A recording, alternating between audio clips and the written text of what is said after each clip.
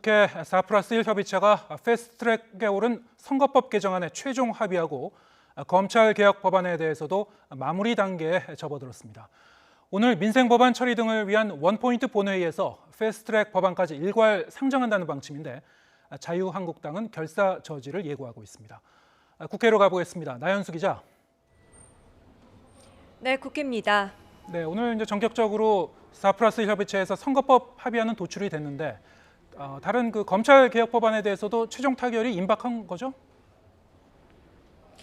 네, 오늘 원내대표급 회동에서 패스트트랙 지정 법안들에 대한 최종 합의안 윤곽이 나왔습니다. 먼저 선거법은 막판 쟁점이었던 석패율제에 대해 바른미래당, 정의당, 민주평화당, 대한신당 대표들이 포기한다는 합의문을 내면서 물꼬가 트였습니다.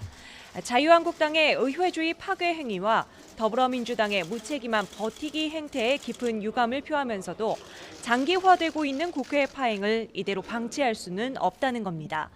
민주당 정춘숙 원내대변인은 민주당과 야당이 최종 합의한 안은 의석수는 현행, 그러니까 지역구 253석에 비례대표 47석을 유지하되 연동률 50%를 적용하는 비례대표 의석을 30석으로 제한하는 내용이라고 설명했습니다. 석패율제는 도입하지 않습니다.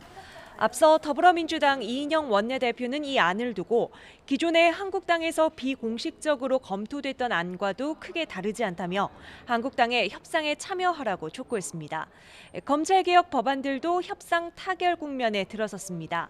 공수처법의 경우 공수처의 기소 판단을 심의하는 기소심의위원회를 따로 두지 않기로 하고 공수처장은 추천위의 위원 7명 가운데 6명 찬성으로 2명을 추천, 대통령이 이 가운데 1명을 택하기로 했습니다.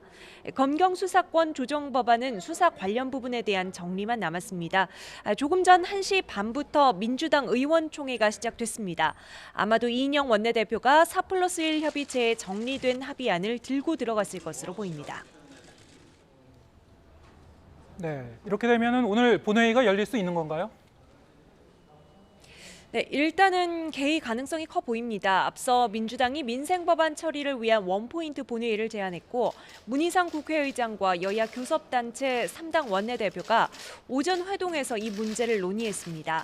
각 당 일정과 국회 소통관 준공식 행사 등을 고려해 일단은 오후 3시 본회의를 개의하겠다는 게 문 의장의 방침이고요. 한국당 심재철 원내대표는 지난 예산안 처리 과정에 대한 문 의장과 민주당의 사과와 재발 방지 약속이 나오면 한국당이 생각하는 민생 법안들을 제시하겠다는 입장입니다. 다만 오늘 본회의가 민생법안 처리를 위한 원포인트 본회의로 순조롭게 진행될지는 두고 봐야겠습니다. 4+1 협의체는 오늘 선거법, 공수처법, 검경수사권 조정안, 다시 말해 패스트트랙 지정 법안들을 일괄 상정하겠다는 방침인데요. 이렇게 되면 자유한국당이 곧바로 상정 안건에 대한 무제한 토론, 필리버스터를 신청할 것으로 보입니다. 네, 오늘 오후에 이제 본회의가 열릴 수 있다는 건데 이런 상황에서 자유한국당은 국회 안에서 규탄 대회를 연다고요? 네, 지난 토요일에는 울산까지 내려가서 정권 규탄 대회를 열었죠. 자유한국당 역시 조금 전부터 의원총회를 시작했고요. 4+1 협의체 패스트트랙 법안 상정에 대비한 논의가 이루어질 것으로 보입니다. 이어 잠시 뒤 오후 2시에 국회 본관 앞 계단에서 공수처법, 선거법 날치기 저지 규탄 대회를 엽니다. 한국당 황교안 대표는 오전 최고위원회의에서도 4+1 선거법 협상을 가리켜 헌정사상 가장 추한 야합 막장 드라마라고 비난했습니다. 연동형 비례대표제 선거법이 통과되면 비례대표 의석 확보를 노리는 비례정당이 우후죽순 생겨날 것이라는 주장인데요. 규탄대회 분위기는 이후 본회의로 옮겨가 패스트트랙 법안을 둘러싼 극한 대치를 예고하고 있습니다. 그리고 한국당 규탄대회 시간이 국회 소통관 준공식 시간과 겹칩니다. 소통관은 기존 정론관의 프레스센터가 옮겨가는 곳인데요. 한국당이 본관 계단에서 규탄 구호를 외치는 동안 문희상 국회의장을 비롯해 나머지 여야 지도부는 바로 옆 소통관 준공식에 참석할 예정입니다. 지금까지 국회에서 YTN 나연수입니다.